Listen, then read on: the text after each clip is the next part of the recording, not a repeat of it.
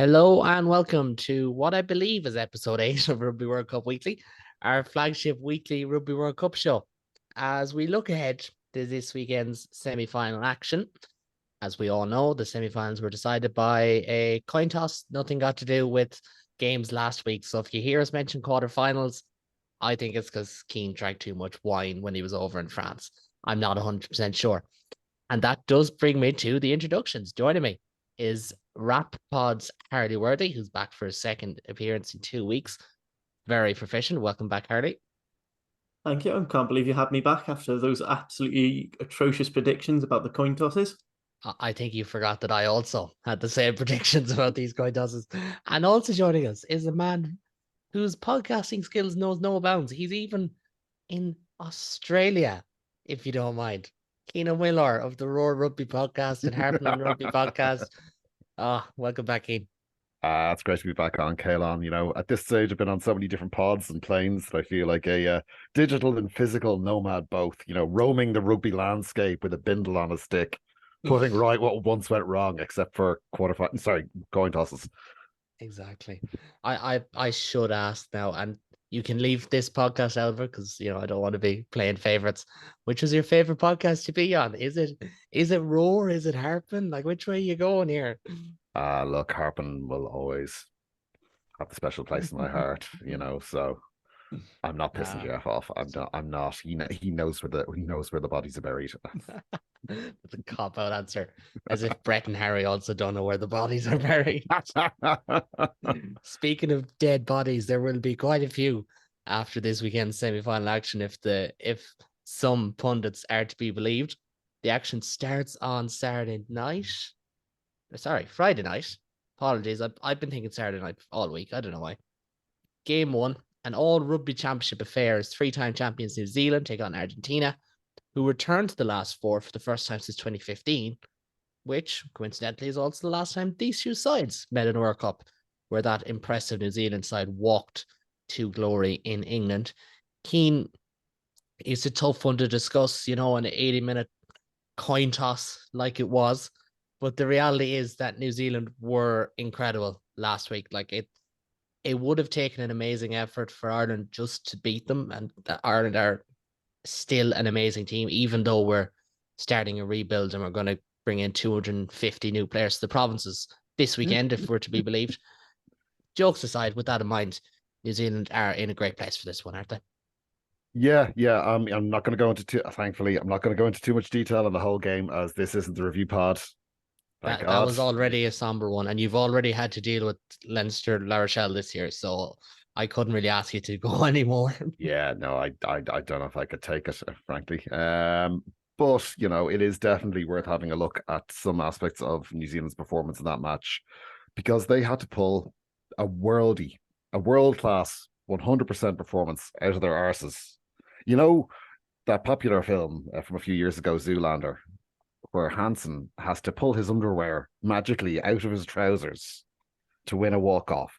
That's what New Zealand did last weekend. They pulled their underwear out of their trousers to win that game. And they got the tactics spot on to do it as well. First thing, championship minutes, early lead. They really put that pressure on the scoreboard, going 13-0 up. There's very few teams who can live with that. It's championship rugby. Take your points. Don't let your opportunities go by. Get the scoreboard ticking over and build pressure from the outset. It's old school, but it's still absolutely the template. Like, it's been proved time and time and again. Against Argentina, I'd say you might see a penalty or two early doors, but I'd expect to see more tries on the day than anything else. I'm not going to expect to see a 3, 6, 9, 12, 15 ladder race between the two sides. Other big part, the set piece. They played the scrum to an absolute tee. They primed the ref really nicely in regards Porter before the game, and then had the game plan to all set up to step across and shear and absolutely highlight what they felt was egregious illegal scrummaging, or at least they could paint that picture to the referee. So he definitely took it on the chin as a scapegoat there. But it's not just a plan at the scrum. It takes a seriously good scrummaging unit to be able to pull that off like they did. It's not just the dark arts. They were well able for Argentina in the Rugby Championship in July. 7 out of 7 on their own, put in, and 1 against the head. So the line out then as well. Line out execution last weekend was on point. 100% ball, 2 steals, and then obviously that first phase try, which didn't happen because it was a coin toss and not a quarterfinal. But if it were to have happened, it would have been a first phase try to Mwanga off the back of the line out. That would have been incredible should it have happened. They've had the highest line out success in the World Cup across the pool stages and the knockouts so far. 98.1% on their own one missed ball. line out, I believe, and that was in week 1. Insane, absolutely nuts. Or is it due to have No. an off night? Oh, No, okay. no. That's not the way these things work. Damn it! You're looking for an outlier. You need to be looking for the trend. They really are. They're running a very tight ship. The improvement across their set piece over the last year has been nothing short of remarkable. I mean, no better team than New Zealand for it, but nonetheless, similar to the scrum in the championship last year, they had twice the amount of line-out ball as Argentina. They were 18 for 20 versus 9 for 12 in that match.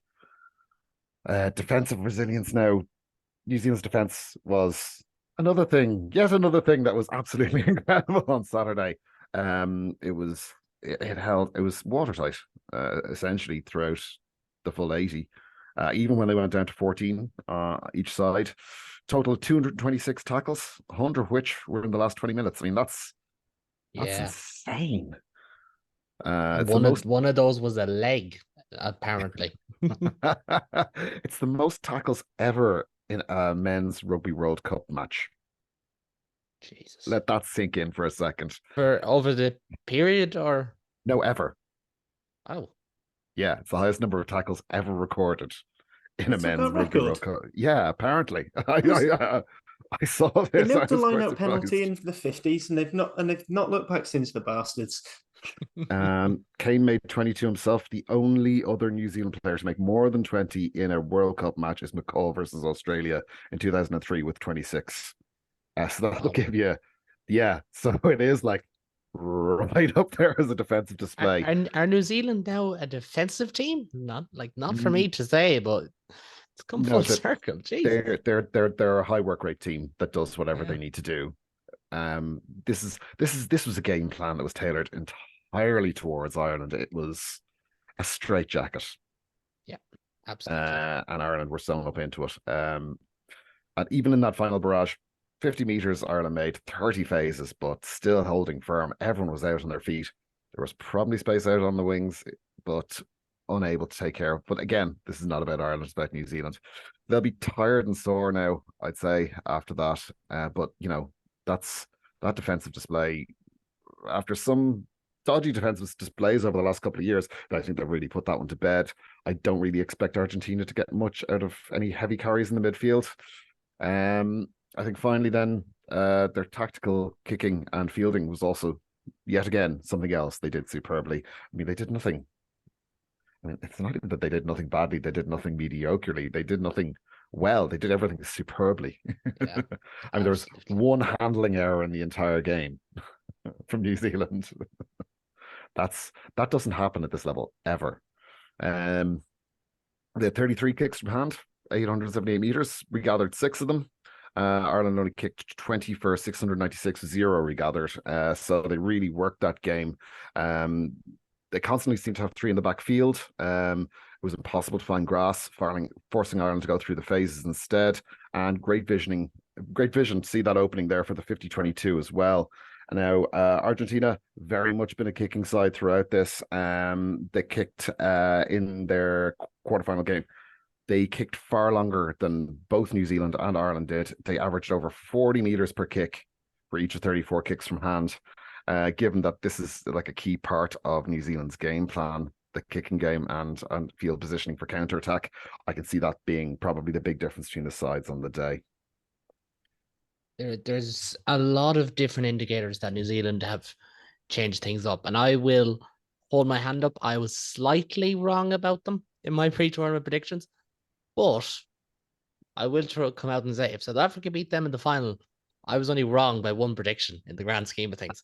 So swings and roundabouts and all that. I'd rather have been wrong about one that wasn't Ireland, but swings and roundabouts. Harley, like, Cian has given us a great list there of what New Zealand have improved on, what to look out for. But at the same time, we have an Argentina side who, like, if New Zealand were perfect last weekend, Argentina were 6 out of 10, and it was a dog game in Marseille. Like, they did win, but it's hard to know if they're even a rising stock or if they're just scraping by. That, Yeah, sorry. It's one of those things. I mean, I think one thing that Argentina you can always rely on is that they're going to stay in it. That's where Wales struggled. Their lineup faltered, and then and the longer Argentina was in sight, the more their tails got up. And if you look at the game where they beat the All Blacks and they came out firing straight after lockdown, it was a fact of a few things went well for them early. Now New Zealand, actually, I think it would have been the same if Ireland had come up heads, not tails. I think they're very good at striking early and striking fast and keep going. And I feel like it would have taken a lot of emotional energy for Argentina to get through that game. I don't know if they can repeat it, but then again, can New Zealand? Do they necessarily have to get up as high emotionally as they did versus Ireland? So obviously there's a lot more riding on it. I think the kicking, one of the big things was Wales fell into the trap of getting into kicking battles, not kicking so well, and then we were getting stuck around 22, and that just led to, and then we were trying to carry it out, which led to pressure, which led to turnovers, stress.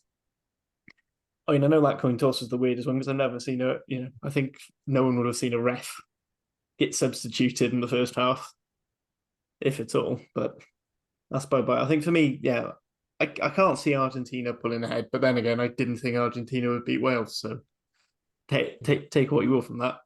Yeah, no, it's true, and so we could probably park the coin toss jokes, but because I'm afraid I'll make a few too many bad ones at this stage.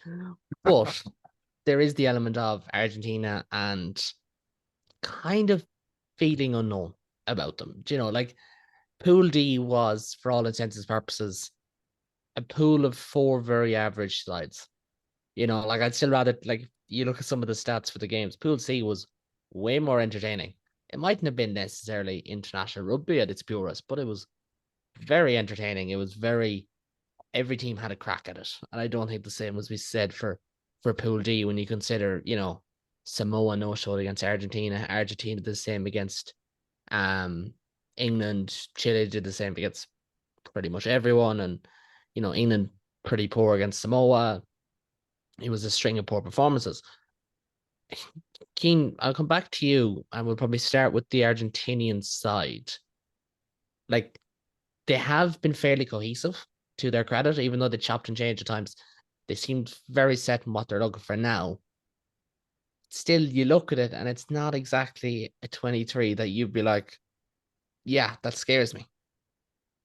Yeah. I got the team sheet here. It's Malia at 15, Buffelli at 14, Cinti at 13, Chocobara is at 12, who's probably my favorite name, the Argentinian side, just side note there. Absolutely. Carreras at 11, Mateo Carreras at 11, Santiago Carreras at 10, Bertrano at 9, and then forwards, you got Gallo at 1, Montoya at 2, Cadell at 3, Petty at 4, Lavanini at 5, who's actually been doing really well at not getting cards this tournament, it has to be said, in fairness to him. Gonzalez at 6, Kramer at 7, and Facundo Iso at 8. Replacements is Creevy, Sclavi, Bello, Alemano, Bruni, Velez, Sanchez, and Moroni. Bertrand is in ahead of Thomas Cubelli. I think they expect a faster paced game, and they certainly will get it. There are 7 players on that team who were there in the 2015 semi-final loss to Australia, also coached by Michael Cheika, who's now coaching them. So that'll be Alamano, Creevy, Lavanini, Sanchez, Petty, Montoya, and Issa, who's getting his 50th cap. But it's not really come together for Argentina like they probably would have hoped. They have built into the tournament. They have definitely improved, and last weekend was probably their best game. But it really felt like a fair bit of chaos was just being flung at Wales rather than a kind of cohesive battle plan. And I'd really worry that if you don't have that for a quarterfinal, you're probably not going to have much better for a semi-final. And no offense to Wales, but New Zealand is a different prospect. Absolutely. And you're kind of hoping that they can find something as opposed to seeing X or Y, because they weren't exactly very clinical against Wales. They made an awful lot of mistakes. And yeah, New Zealand are going to have to come down a couple of gears, which they will, we should add. New Zealand aren't going to put up the same performance on a 6-day turnaround with an unchanged 23. Or no, one change. Apologies. We'll get into that in a second. Or two even. Sorry. I'll go through it. I didn't read the team sheets. Again, I'm not very prepared this week, guys. That is why I bring on two of the smartest men in fan rugby podcasts. Who's the other one? Know. We'll go through the New Zealand team sheet now. We will. We'll save me my brushes. But my point still stands about New Zealand probably won't be at the same level. No, they won't, but I don't think they'll have to be. The team sheet is 15 is Barrett, 14 is Will Jordan, 13 is Ione, 12 Geordie Barrett, 11 Mark Talea, 10 Richie Mwunga, 9 Aaron Smith, 1 Ethan de Groot, 2 Cody Taylor, 3 Tyrell Lomax, 4 Sam Whitelock, 5 Scott Barrett, 6 Shem Frizzell, 7 Sam Kane, 8 Artie Savea, with Taukeahu on the bench, with Williams, Newell, Ritalik, Papa Lee, Christie, McKenzie, and Leonard Brown. That's a fairly tasty 23, in fairness. That'll put the fear of God into you. It's Talea and Whitelock coming into the starting 15. Talea was left out for breaching team protocols, allegedly. There was a lot of breaches going on, apparently. That's the issue. Yes, numerous breaches, but Talea seems to be the one who's made it back into the side. So Lester Fang Ganuku is out, despite having a really fun name to say, and scoring the first. You say the whole thing. Yes, I only found out now that he's named after the match. Oh my gosh. I thought this was well known, and then I seen it last week and I was like, why are people going back over this about Lester Fang-Ganuku's name? But apparently I know he's not playing next week, but did you know Thibault Flamont used to play fly half for the Loughborough University 50? Did you know that Peter O'Mahony once played on the wing in an AIL? Oh, we are really falling down the rabbit hole that is called TV punditry. Sorry. Yes, marvelous. Anyways, I don't mean that in any way to disparage people. I just mean, the running gags are gags for a reason. Keen, I might just break away there for a second because the main changes are Talea for Fang-Ganuku. Yep. Whitelock for Ritalik. Whitelock starts. Ritalik's back on the bench, and Samasoni Takeahu takes Den Cole's spot. Yeah, they certainly don't make the team any worse. No, it's a touch of rotations, not too blatant, all very subtle. And Takeahu is a fine player, even if people might know him as well as Whitelock or even Talea. Like, he's a fine player.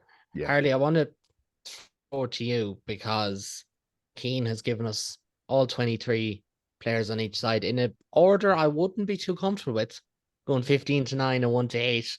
It's an entirely different podcast. It's the only way to do it. Not my favorite, but it's the way it came, and I didn't have time to rearrange them all. Sorry, Kaelan.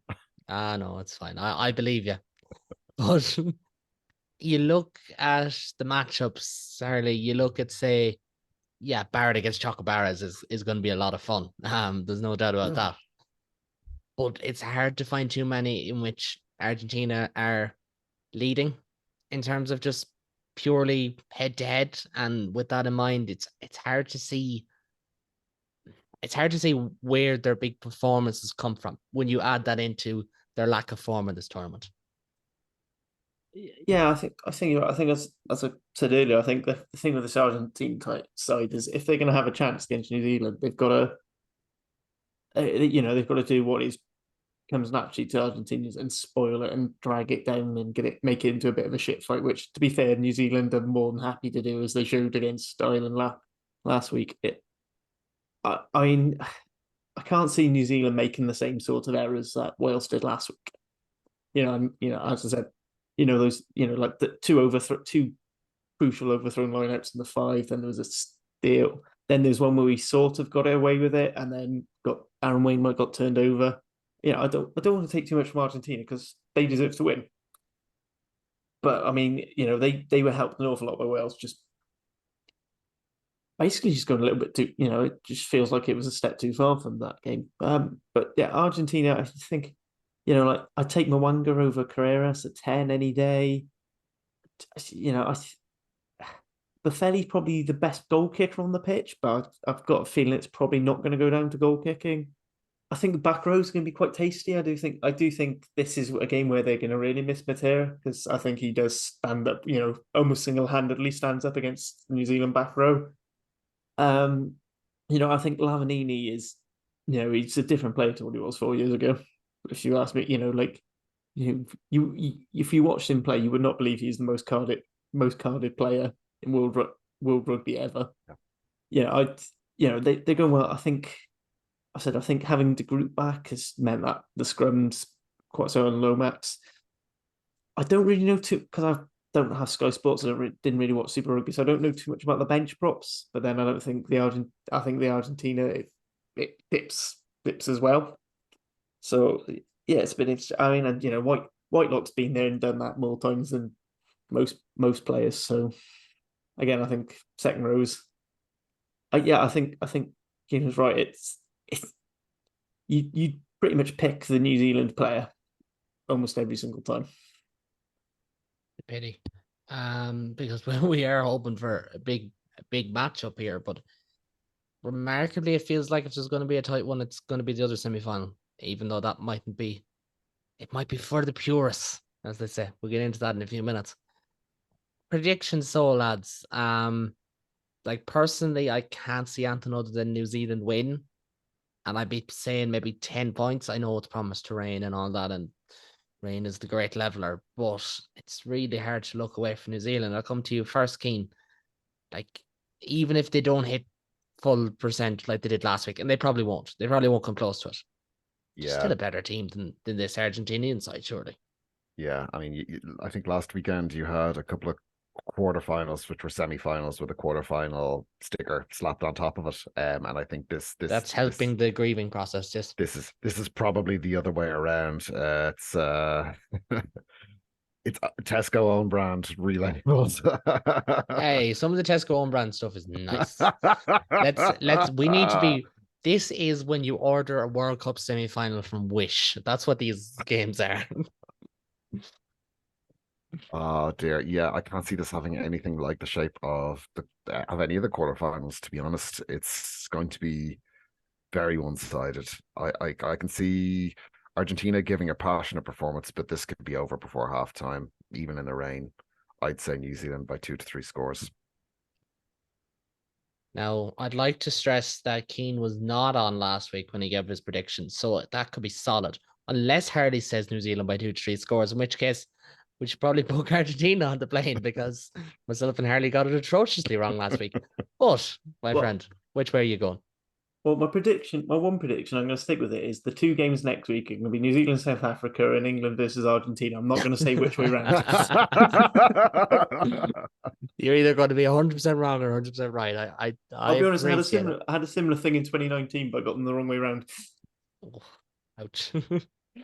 So, New Zealand or Argentina, considering I can't one of them is going to be playing a game against one of the other semi-finalists next week.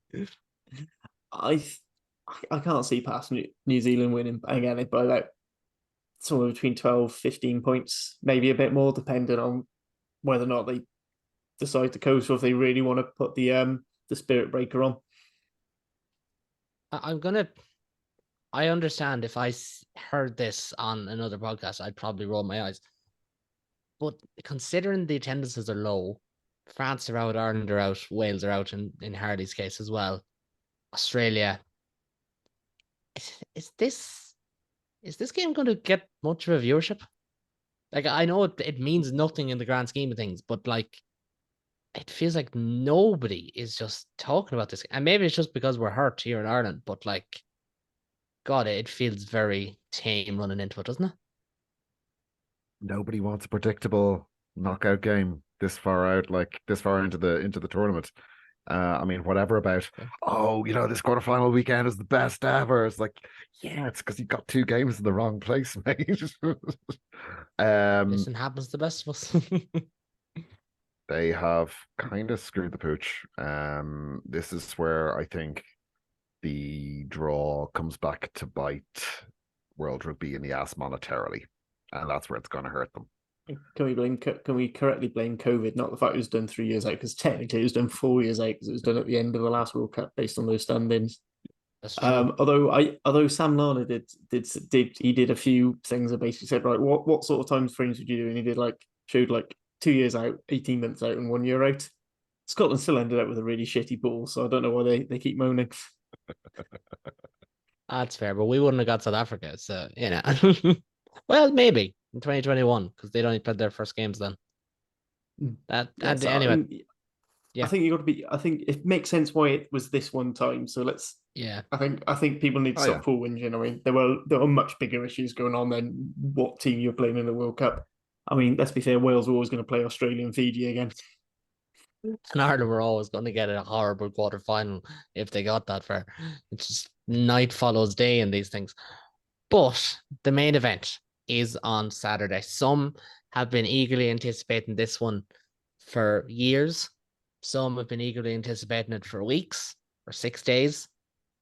The URC is back, but we're not going to talk about that tonight because we have South Africa against England in Saturday's World Cup semi-final. It's a repeat of the 2019 showing where South Africa kind of handed their arses to England a little bit, physically anyway.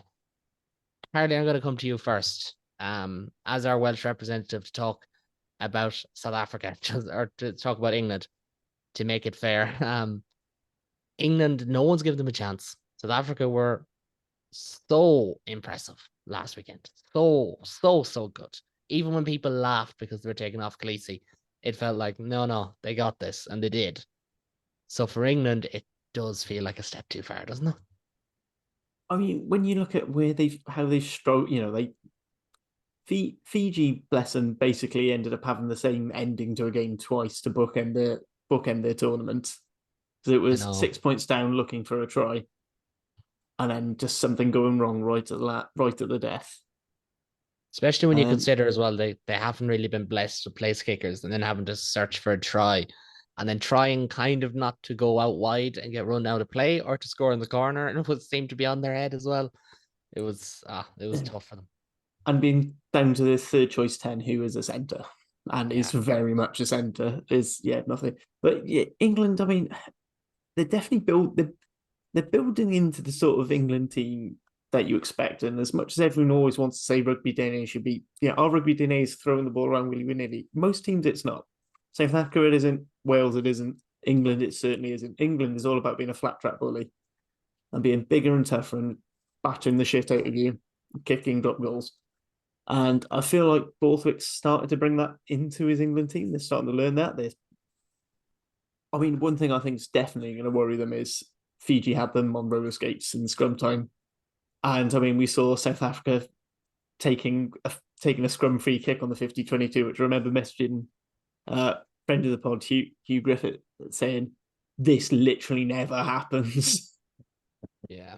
And I think the box can be looking at it and just going, right, we're taking a scrum for everything. And I remember, just when the Beast just basically folded Dan Cole in half for about 50 minutes for Kitsoff to come on and carry on folding into even smaller pieces. And Dan Cole, the best scrummager to come out of England in the last 15 years, for him to get absolutely mauled is saying something. It's like seeing that. It would be like seeing Adam Jones, as a Welshman, seeing Adam Jones being crumpled by someone. It's just inconceivable to me. It just would never happen. Yeah, no, it's true. And Keen, I've seen a couple of things this week, and it really feels like the English train, the hype train, the hyperbole train is really kicking into gear now.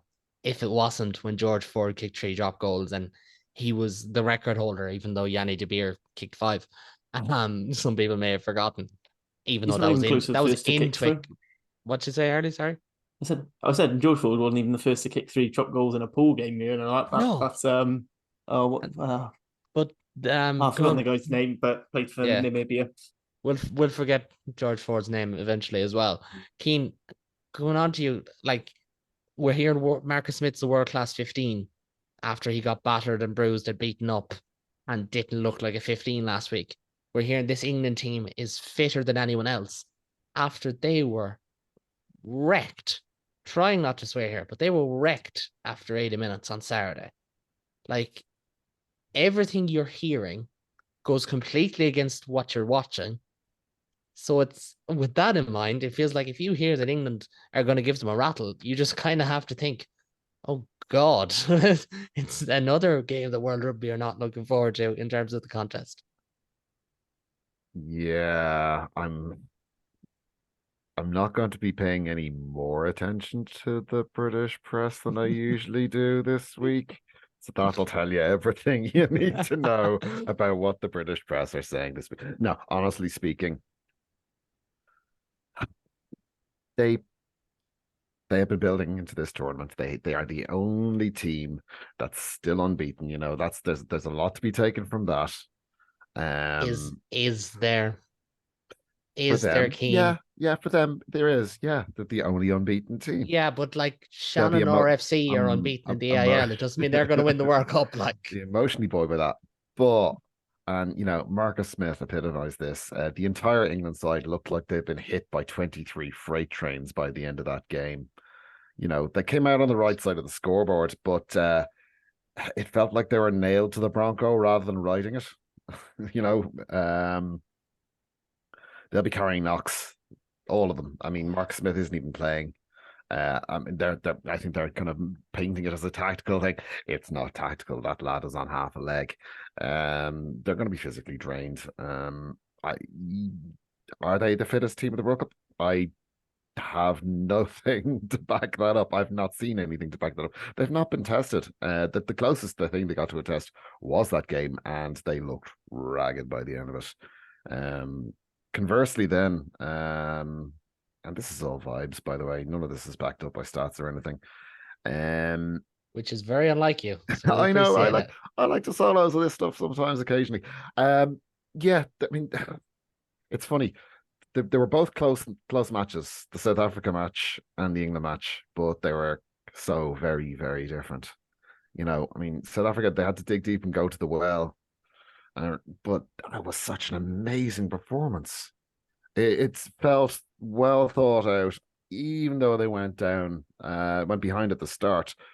It looked like they knew what they were doing all the way through it and executed amazingly, but ferociously as well. Um, you know, they know what they need to do to win these Rugby World Cup knockout games. It's a thing. You either know how to do it or you don't. And in fairness, England have done it in the past, and yet, you know, being a flat back track bully as a simple game plan is great. But what happens when the other team is bigger and scarier than you are? Who are you bullying then? Yeah, I think South Africa there was an emotional toll to that, probably going to the well that much, but I think they're probably not going to need to go to that level of performance to beat this English side. I think England just don't have the tactical depth to stop the Bok machine, which is timed its run, much like New Zealand, with infuriating accuracy. I mean, I'm gonna actually change things up with the team sheets before I cross to Harley to give us to us. I want to give you the predicted side as by Razzie Erasmus. So he said it would be Ellis Genge, Jamie George, Kyle Sinclair, Maro Toje, Ollie Chesham, Courtney Laws, Tom Curry, Ben Earl, Alex Mitchell, Owen Farrell, Elliot Daly, Manu Tuolangi, Joe Marchant, Johnny May, and either Freddie Stewart or Marcus Smith, with a bench of Theo Dan, Joe Marler, Dan Cole, George Not or Martin, Billy Vunipola, who is Yep. Ben Youngs or Danny Kerr, again, not a great indictment of English rugby, considering they've two 30-something-year-olds who aren't at their best. George Ford and Ollie Lawrence. Now, even with my long removed leaving cert mathematics, long gone to the back of my brain, I can still tell that he got about what 20 out of 23 correct. He So got every player right. Just 3 starters were actually on the bench.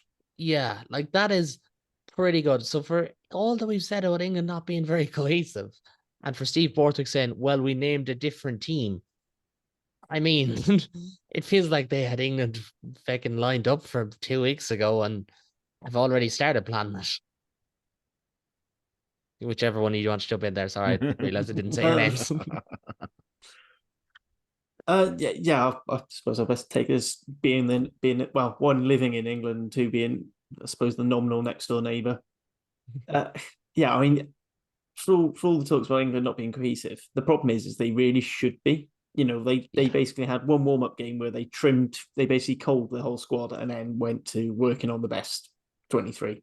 And this is what we've got. The problem is when he was starting to put in changes, and you'd have like Ford Farrell, and then completely shuffle his backline around, and then you shuffle it back again, and then basically almost every single player other than the scrum half would move for one substitution, which is the sort of thing most coaches would only ever do at if there was a really bad injury, which is quite weird. I think you can pretty much tell which hookers are going to go through purely because Jamie George has played all the minutes, Theo Dan has played some minutes, and then we haven't seen Jack Walker. We haven't seen him at all, and that pretty much, and that I think that just shows.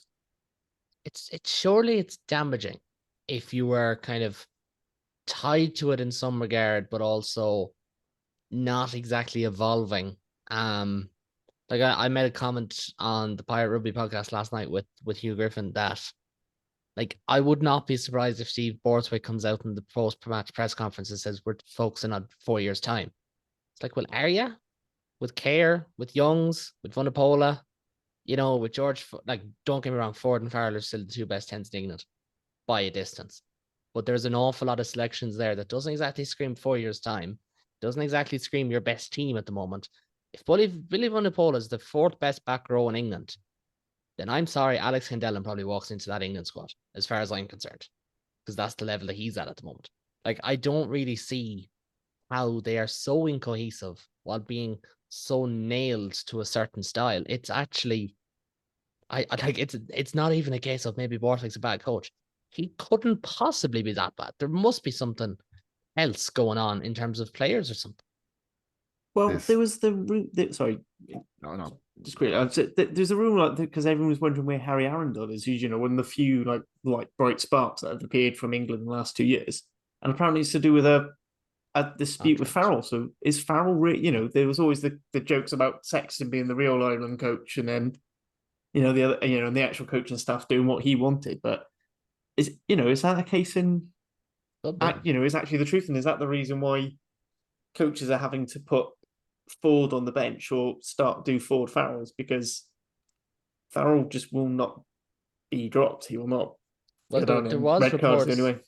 That there was more than just Farrell. That was kind of like a Saracens led boys club, which definitely wouldn't surprise me considering some of the personality. Like I do like some of the Saracens players. Farrell is one of them. I like him from afar, but you wouldn't be surprised. But we will just go through that team. So Harley, the changes are Marler, Martin, and Stewart. Is that it? Yeah. So Joe Marler comes off the bench, pushing Genge onto swaps with Benge on the bench. Chesham and Martin swap round, and Freddie Stewart comes in for Rugby Jesus, who's been kicked out entirely. We're not going to have any English listeners after this if we did already. I like Marcus Smith, but you're right. He is Rugby Jesus in the eyes of TNT Sport. Like I can't. I'm genuinely looking forward to seeing him having to play an awful lot of fullback for Quins, because that's the only way he's getting this team over Jared Evans. After Jared Evans basically showed that side up with a team of gardeners and teachers, and we nearly were by 3 at the Stoop. Yeah, I remember that actually. I vaguely remember that game, come to think of it. Jesus. Talking of vibes rugby, it's basically very much Cardiff's only so. hope for this season as well. Look, Vibes Rugby could make it happen in the URC. It's only a floundering league that won't last more than 3 seasons. Not the Premiership, the URC. Yeah, it's definitely not in talks to absorb a few Premiership clubs at all. Yeah, exactly. Harley, South Africa unchanged. If I'm right, sorry, this one I am right. They are unchanged. Yeah. So in terms of kind of how you see it shaping up in terms of matchups and all that, are you, I don't want to say you're happy from a South Africa perspective, that would be a bit too pointed, but South Africans must be happy with what they have versus what they're facing. I mean, there might be the odd calls to have someone like Jesper Wiese in over Dwayne Vermeulen, but then you keep Dwayne Vermeulen because of his defensive organisation. He's been there, he's done that. He's a really good turnover threat, which obviously Khaleesi is the open side, but he's more, he's more chopping people down and getting and everything. So they rely more on players like Kitsoff and Vermeulen to get with the ball. There was talk about maybe Kayla Moody coming in, but I think you just can't drop Creel. It's impressive that we still haven't seen Lucanio Am yet. I don't know if he's just in there now in the squad more as a leadership thing. I think so. But you couldn't possibly drop Jesse Creel. He's arguably the player of the tournament. I'd say between him and I'm not saying this because I'm on an Irish podcast, but Bundyaki for me is also another one who I'd say I think 5 games is enough for him to be worth all that. I mean, looking at that team, the only worry I have, and they've seemed to have gotten away with it so far, is at 16. Yeah. And Bonga Benambi is not a player known for doing longer than about 50 minutes, and he is having to do 70, 80. Unless you're listening to some people in the English press who said that he had a HIA just so he could have a sit down for 10 minutes. Not sure you're allowed to do that. Like you have to have to go through the HIA. And I'd actually jump in there if you don't mind. That is absolutely shocking and disgusting. Yeah. To say that. I don't care how much people want to paint South Africa as being evil or bending the laws or whatever else, because granted, Erasmus is a Marmite character. He's a bit of a bollocks, but like he plays into that as well. But to say that players are faking HIAs to get a rest, it's actually despicable. Like, have a look in the mirror, lads, if you're coming out saying that. And that goes for fans and it's going for pundits. I think the standard of punditry at this World Cup has been shocking. It has been absolutely shocking. There was a number of pieces written about Ben O'Keefe at the weekend when a couple of years ago, when it was Wayne Barnes on the receiving end, people were writing pieces about how we shouldn't do it. And now when Ben O'Keefe has a very good game, actually, sorry, not even an okay game. He had a very good game. It's okay to jump on the French bandwagon and slide him. No, not having it. Not having it. And listen, I know that's a rant, but like, it probably does need to be said before the World Cup is over. The fact that anyone would bring out these comments on a World Cup semi-final week, do you actually hate the game that much that you've nothing else to talk about? Because that's the way I see it. I'm so bored of I've joined play people like Squidge and stuff. That I'm so bored of ref chat. I think the only actual viable ref chat from last weekend is the Jakob Pipe for Carl Dixon substitution, purely because of how polar opposite they are as referees. And then it was seeing how, and then Argentina flipped on and they went, right, that's how he wants us to play, fine, and Wales didn't. And I thought, but you have to adapt. I'm a big believer. It's for the team to adapt. Yeah, it's not for the refs to change their style. The refs are going to do. I mean, I'm not a huge fan of how Carl Dixon referees around head contact stuff on a player safety, whether it's my team or any other team. I know I've just said about how much I hate ref chat, but I think around player safety is no good. I think Brian McNeese is a lot better, but he had issues for it last season as well as the TMO. And also, and again, I think someone's had a word and said, no, this is head contact. This is serious. Yeah. World Rugby haven't been great this tournament either. They've kind of been like, oh, well, like if they gave a little bit more clarity and a little bit more help to referees and to the bunker officials and all that, like I said it from way before the tournament that I felt like, oh, we're going to try and not give big suspensions if we can, because we don't want these guys not being there. It's like, oh, I'm sorry that a 30-year-old has to deal for their own actions. Like, Yeah. grow up, like. It's Anyways, also it's also way easier if they Yeah. just take all of the media clips off of the internet, make sure no one has them, and that way no one can complain about any refereeing decisions. this is why Keane is getting paid the big bucks to come on here, because he's seeing the bigger picture. He's reading between the lines, folks. Keane, I will talk about something positive. Actually, Harley, yeah, no, go on, jump in first. I was just going to say something. So I did a media. I was at a media roundtable event a couple of days ago for the URC, and they were asked about bringing in the bunker for there, and they said that it's not going to be this season. So for people wondering where it is, it's still going to be just rest and TMOs for this season because of like the cost of doing it for 151 games as opposed to 48. But they said they're looking into bringing something similar from next season because it's just too early it's too late to implement it for them, and they were waiting to see how the World Cup went. Yeah, well, I'll name my colors to the mast. I don't mind if they do it, as long as we're not seeing like finding reasons not to give the red card again. Like, yeah, this is don't go down that route, lads. Like, it's ridiculous. But my again, issue with head contact is they should have treated it like tip tackles and just been really hard line for 2-3 years and then start softening. They should have just said, "We don't care. I don't care if you're upset because you're losing your star player for 6 months of the year. Teach them to tackle lower. Teach the coaches to tackle better, or to coach better as well, might be a thing. Because if they're coming out saying there's nothing wrong with tackle X, Y, and Z, they're probably thinking that from Monday to Friday as well.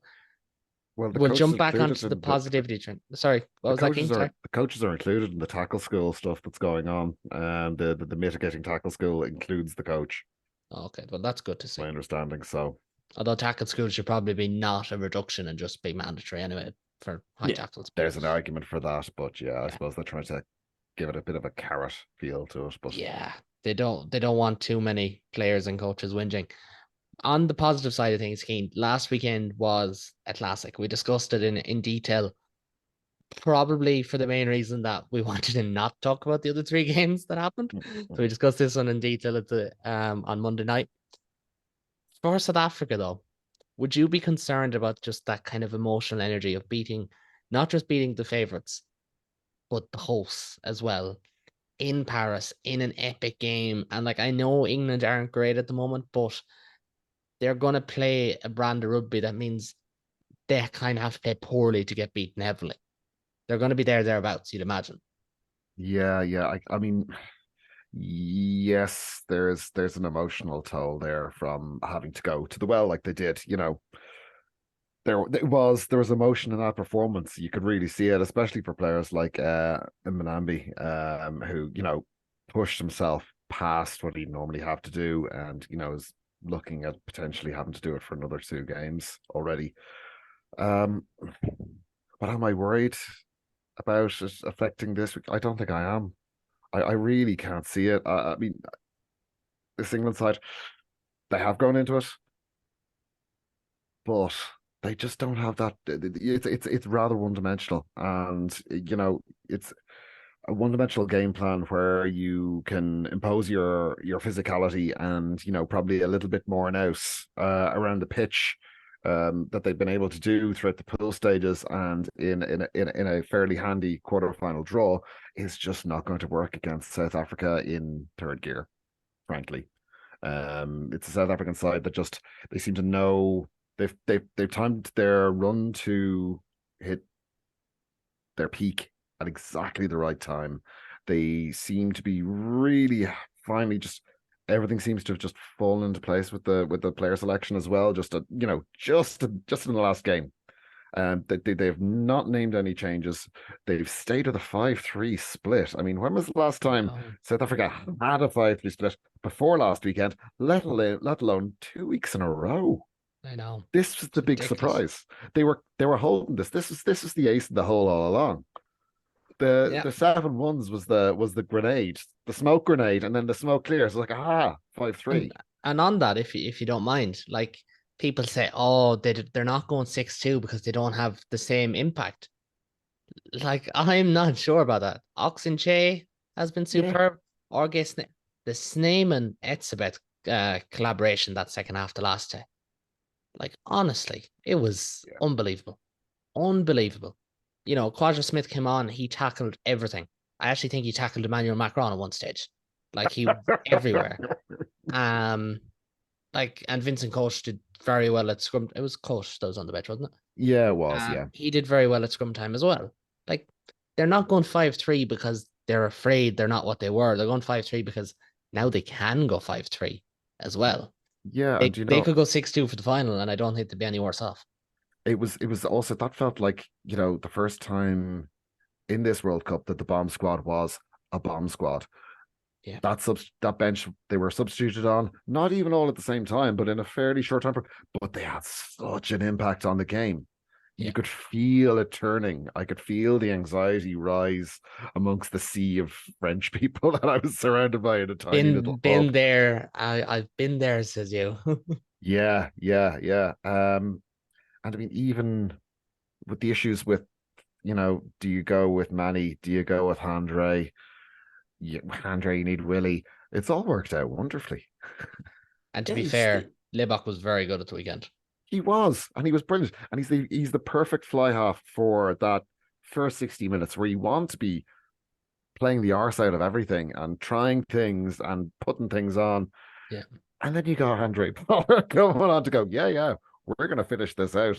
They're the team who played double rugby but took our breath away on Sunday night. Hardy, you were going to jump in there. Do you want to fire away? So I was saying, people saying that they didn't go 6-2 because they were worried about the forwards. I think the reason they've gone for the 3 is more because the way their backline needs to change. And I think it's because they want to have that controlling thing at the end, and they want to bring Pollard on, which means you want Leroux there just so that if it is on, he can step in.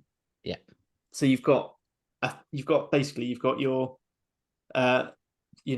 Ryan Achlebach Willemse, which is a really nice fast throw it around. And then you bring it on, you've got the control of Faf, Pollard, and Leroux. And I think that's it. I'd like to point out that's yet another innovation that Razzie's actually stolen, tried to claim his own, because I think you'll find that was Wales's tactics in 2019. And the first time I saw a 7-1 bench was actually Canada women versus England in the Women's World Cup semi-final. My word. And who said that this podcast is too South African leaning? We're just after taking the rug, actually layers of rugs from under Rassie Erasmus's feet. And you know what? That is also why we pay Harley the big bucks to come on here on the Thursday night. I'll come back to you, Harley, and you can throw in your point, whatever it's going to be, and just predictions on this one. Like, how do you see it going on Saturday night? I know what the funniest thing would be for me is if South Africa win 32-12. I don't think that's necessarily the scoreline, but just the flashbacks. How about what was the score in 2007 with the Mark Cueto try? That again, and someone thinks they scored a try that definitely was not a try. I mean, that would be quite good. I'm just going back to the 2019 final. But I said if it was a repeat, one was good. I think you've got England's best attacking weapon, George Ford, on the bench, and you've got Farrell, who I don't know what it is about Saracens. Maybe it's Nick Tompkins. Maybe Nick Tompkins is the answer to all our questions, which we never realised. But I could give you an hour on Saracens, but we won't. But I could rant about them for an hour if you really want me to. Either way, I mean, it could just be that the Premiership's a bit of a Dossers league, but Farrell for Saracens and Farrell for England, it does not seem to work in the same way. I don't know if it's the personnel. I don't know if his mindset changes when he's in an England shirt. But yeah, I don't see that. I think the scrums have got. I think England looked a bit creaky. I think that's part of the reason why Marler's come in to start over Ellis Genge, because I feel like Genge is getting the wrong side of referees. The whole painting the picture thing, and they've done that as a way to try and hold off. But then, you could end it with a similar thing that happened in 2019, where one of your starting props goes off in the first 10, 15 minutes, and then you've got the bench guy getting dreamed for another 30 minutes, and then the fresh bot comes on and dreams them some more. I don't think we'll see anything as fancy as the move again, but it's again. Do you want to know where that move came from? Are you on about the Mall? Oh, it's the miracle match from Munster. It is. It's an old Anthony Foley one. They ran it at the weekend actually as well. I'm pretty sure. No, France ran it. Sorry. France ran it in midfield. They set up off first phase. They put all their forwards in the middle and ran it off there. So Well, England tried it against Wales, like literally the first game, the first Six Nations game, and completely cocked it up. It was hilarious. yeah. Oh, yeah. And it they were was. like, "Oh, hang on, the team that ran the box really close, we'll try this move that really did us. Like they won't have done homework on this and got it all completely wrong." It was. So you're saying, are you going South Africa then with this one? Yeah, I think South Africa. I think actually it'd probably be a bit more convincing than even the New Zealand Argentina one to me. So I think we're probably looking towards 20 points. Oh, that is strong. That is. This So is I'm looking forward ending. to England Argentina in the finals. This is ending our World Cup. Well, I know we have a final to preview, but our like rounding out our World Cup shows with just absolute javelin throws into the hearts of English rugby. As Keen. Jeff Neville says on Provincial State of Mind, with no due respect. Exactly, with no due respect. Keen, I'm going to come to you. The stats will probably say South Africa. Your head will probably say South Africa. Your heart will probably say South Africa. Am I right in saying that that's who you'll be tipping at the weekend? I think that's very presumptuous of you, but yes. Yeah, look, it's going to be a very, very, again, very different semi-final to the quarterfinal. Not the other way around. However it feels. Look, England will, scrap all the way, but they've got one way of playing at the moment, and that's just not even close enough to get past the South African side. I think they're going to probably actually hold it close enough just by butting heads, but they're going to get completely overrun in the last 30 minutes. I'm going for South Africa by 2 scores. Two score World Cup semi-finals is not exactly what we're looking for either. It should probably be said. No. We did have that. No, sorry, 2015. One of them was close. We're probably looking how far back? 2003, maybe? Since we had kind of washout semi-final weekend. I'm not even sure. I listen, as I was 2 at the time. I do not remember. Show off. Yeah, no. Yes, probably am in terms of the age factor. So 3 people say New Zealand South Africa final, but it feels like it would take England for it to me, like rugby in 1995 all over again. Feels like we're set for a very, very different final if we get there. Surely we can't be completely wrong 2 weekends in a row, having aced all of our Ireland previews from the pool stages. But gentlemen, thank you very much for joining me. That's all we have time for tonight, and thank you to everyone, as always, for joining me, not just tonight, but for the entirety of the World Cup. Viewership or listenership has taken a small hit. And for last Monday, you can imagine why, given the fact that it was still very fresh in the souls. But I do appreciate everyone listening along the way, all the way back to the start of August. It's been a pleasure. And I will have plan of action for the domestic season to come soon. I will probably be taking a break after the World Cup, as much as I love the URC. It is the best league. Even if they go to an expanded and enhanced version, it is the best league. But that will be coming in due course. Before all that, yes, Harley, we all love the URC. I know. Listen, we're all on the same page here, thank God. I'll be back on Sunday with a recap pod of these games. If it's a bit of if the tree falls in the wood scenario. That's what we're kind of preempting here. But no, these games will take place. As always, you can find us on Twitter, across social medias. Maybe not on Twitter for long. We've been saying that though for a while. And if you do like what you see or hear, if you're watching on YouTube, please do subscribe. To the lads again, thank you so much for joining me. To everyone at home for listening, thank you very much for tuning in. But for now, and until next time, enjoy the weekend of rugby. Enjoy the return of the URC. And as always, take it easy.